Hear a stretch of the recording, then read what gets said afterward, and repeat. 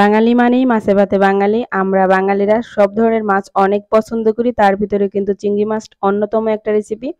চিংড়ি মাছ কিন্তু অনেক রকমভাবে রান্না করে খেয়ে থাকি। তো আজকে আমি খুবই সহজে একটা চিংড়ি মাছের রেসিপি নিয়ে আসছি। তো চলুন শুরু করি আমার আজকের রেসিপিটি। আসসালামু আলাইকুম ওয়া রাহমাতুল্লাহি ওয়া বারাকাতুহু। কেমন আছেন সবাই? আশা করি সবাই আল্লাহর মতো অনেক ভালো আছেন। তো এখানে বড় সাইজের ৪ টা চিংড়ি মাছ নিয়েছি। দেখুন চিংড়ি মাছগুলো কিন্তু বেশ বড়।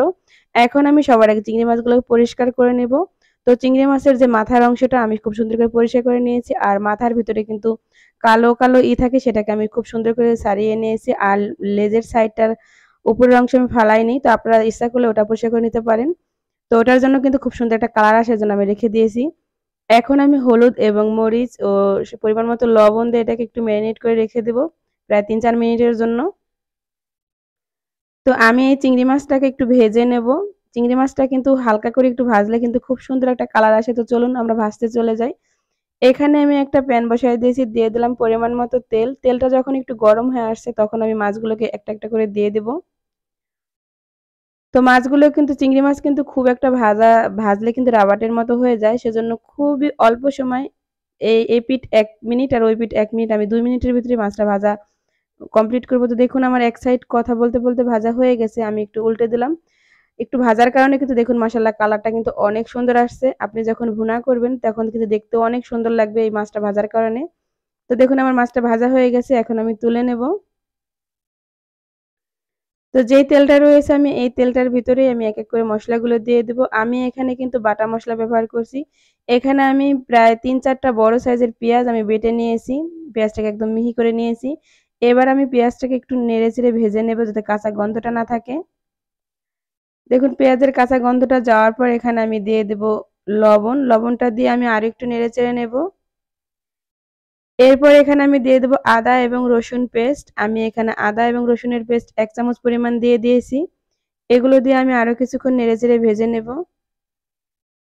এবার আমি এখানে দিয়ে দেব শুকনা মরিচের গুঁড়া। আমি মরিচের গুঁড়াটা এই পর্যায়ে সবসময় দিয়ে থাকি।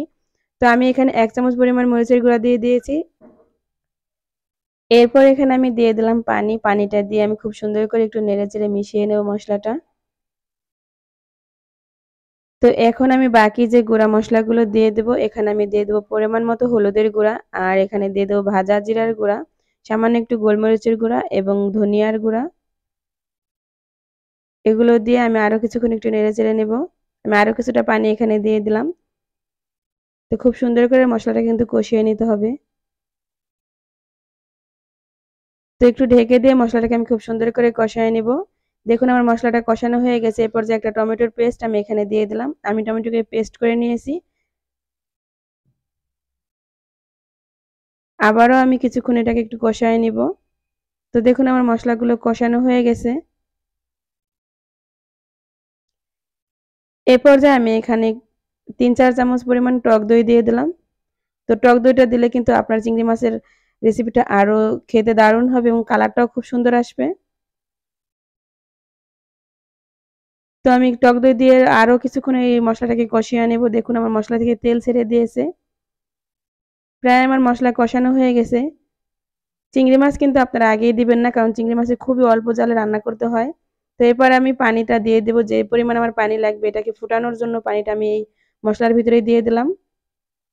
তো আবার আমি ঢাকনা দিয়ে ঢেকে দেব ঝোলটা ফুটে ওঠার জন্য।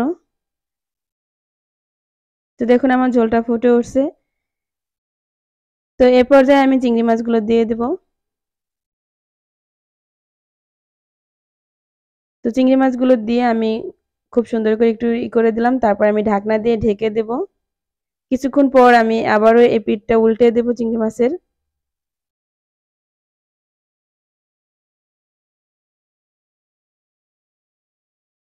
তো আবার আমি ঢাকনা দিয়ে ৩-৪ মিনিটের মতো রান্না করব। তো দেখুন আমার অনেকটাই ঝোল একদম শুকিয়ে আসছে। আমি এখন একটু এভাবে তাওয়াটা করে দিয়ে দিলাম। এবার আমি এখানে কিছুটা ধনিয়া পাতা কুচি দিয়ে দিলাম, আর এখানে দিয়ে দেব আমি ৪-৫ টা কাঁচামরিচ। ধনিয়া পাতা কুচি দিলে কিন্তু খুব সুন্দর একটা ফ্লেভার বের হয়। তো এ পর্যায়ে আমি এখানে দিয়ে দেব কিছুটা পেঁয়াজের বেরেস্তা। তো আপনারা অবশ্যই এ পর্যায়ে পেঁয়াজের বেরেস্তা দিবেন। এরপর আমি ঢাকনা দিয়ে ২-৩ মিনিট একদম লো হিটে রেখে দেব চুলার পর। তো দেখুন সবশেষে আমি এখানে দিয়ে দিলাম সামান্য পরিমাণে একটু চিনি। এটা চাইলে আপনি স্কিপও করতে পারেন, যেহেতু আমি এখানে টক দই দিয়েছি সেজন্য আমি সামান্য একটু চিনি দিলাম। এরপর আমি আর ১ মিনিট এভাবে নেড়েচেড়ে দিয়ে তারপর রেখে দেব চুলার পর। তো এরপর আমি চুলাটা অফ করে দেব। তো দেখুন ফাইনালি আমার রান্নাটা একদম রেডি হয়ে গেছে। আমি এটাকে এখন পরিবেশন করে নেব। দেখতে কিন্তু মাশাআল্লাহ অনেক সুন্দর হয়েছিল। খেতে কিন্তু দারুণ মজা হয়েছে। তো আজকে আমার এই চিংড়ি মাছের রেসিপিটা কেমন হয়েছে অবশ্যই কিন্তু আপনারা কমেন্টস করে জানাবেন।